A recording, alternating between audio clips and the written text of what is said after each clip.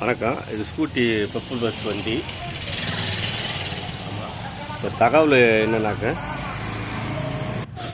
என்ன தகவல்னாக்க, வண்டி வந்து இந்த சைலன்சர் இந்த ஸ்டே போச்சு. இப்போ புதுசு வாங்கி மாட்டிட்டேன். இந்த பழசுந்தான் இருக்குது பாருங்க, கட் ஆகிடுச்சு.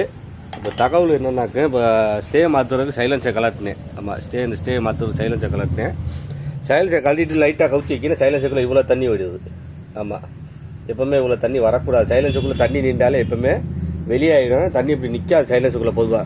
இப்படி தண்ணி இருந்துச்சுன்னா என்ன செய்யமாக்க, நீங்கள் ஒவ்வொரு முறை ஸ்டார்ட் பண்ணும்போது அந்த ரிட்டன் அடிக்கிறாப்புல இருந்துச்சுனாக்க ரிட்டனில் ப்ளக்குக்குள்ளே தண்ணி ஏறும். தண்ணி அப்படியே இன்ஜினில் ஏறும்.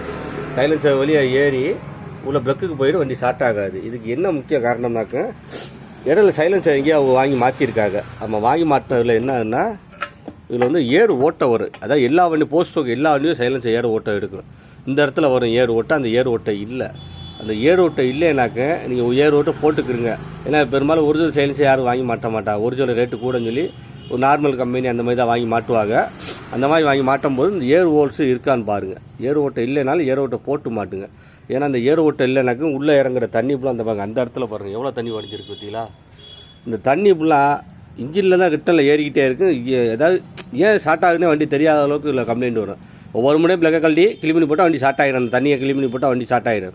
ஆனால் எதனால் உள்ள தண்ணி இறங்குதுன்னு கண்டுபிடிக்க ரொம்ப சிரமமாக இருக்குது. அது காரணம் இதுதான். சைலன்ஸை வாங்கி மாட்டும் போது கண்டிப்பான முறையில் கவனிச்சு அந்த ஏர் ஓட்டை இருந்தால் மட்டும் சைலன்ஸை வாங்கி மாட்டோம். ஏர் ஓட்டை இருக்குது ஓரளவு நல்ல கம்பெனி.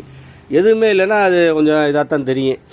ஆமாம், அது எப்படி பார்த்து அதுக்கு தக்கன கம்பெனிகளை வாங்கி மாட்டுங்க. ஒரிஜினல் மாட்டாட்டாலும் பரவாயில்ல, வேறு கம்பெனி வாங்கி மாட்டுறவங்க ஏர் ஓட்டை இருக்கிற கம்பெனியை வாங்கி மாட்டுங்க. சப்போஸ் கிடைக்கல, இதான் ஏர் ஓட்டை இல்லாத கம்பெனி தான் கிடச்சிச்சுனாலும் அது வாங்கி ஏர் ஓட்டை போட்டு மாட்டுங்க. இல்லைனாக்க இந்த பார்த்தீங்களா, இந்த தண்ணி வந்து வண்டி ஸ்டார்ட் உள்ளே ஏறிக்கிட்டே இருக்கும். அதாவது எப்படின்னா ஸ்டார்ட் ஆகிடுச்சுன்னா ஆகிடும். ஸ்டார்ட் ஆகாமல் இந்த ரிட்டன் அடிக்கும். டப்புன்னு அடிக்கும். ஒரு சில வண்டியில் ரிட்டன் அடிக்கும். இந்த பழைய வண்டி சாக் சிட்டிலாம் பார்த்தீங்கன்னா டப்புன்னு ரிட்டன் அடி. அப்படி ரிட்டன் அடிக்கல ஏறிக்கணுங்க. ரிட்டனில் தண்ணி அப்படியே உள்ளே இழுத்துணும். நம்ம வண்டி ஸ்டார்ட் ஆகாது, கவனிச்சிக்கிறங்க. அதுமாதிரி இந்த ஸ்டே வந்து எவ்வளோ வந்துச்சுனாக்க, இந்த ஒரிஜினல் தான் வாங்கிக்க. ஒரிஜினல் ரேட்டு கம்மி தான். இந்த ஸ்டேனா 10 வச்சு போடுறதுக்கு ஒரிஜினலாக ஒன்று மாற்றி விட்ருங்க. எவ்வளோ பாருங்க, 289 ரூபா. அது சரியாக தெரியலையோ, 289 ரூபா. மாற்றும் போது கண்டிப்பான முறையில் இந்த கேஸ்கட் சைலன்சர் கேஸ்கட்டையை மாற்றி விட்ருங்க. ஆமாம், ஓகே. சின்ன தகவல். நன்றி, வணக்கம்.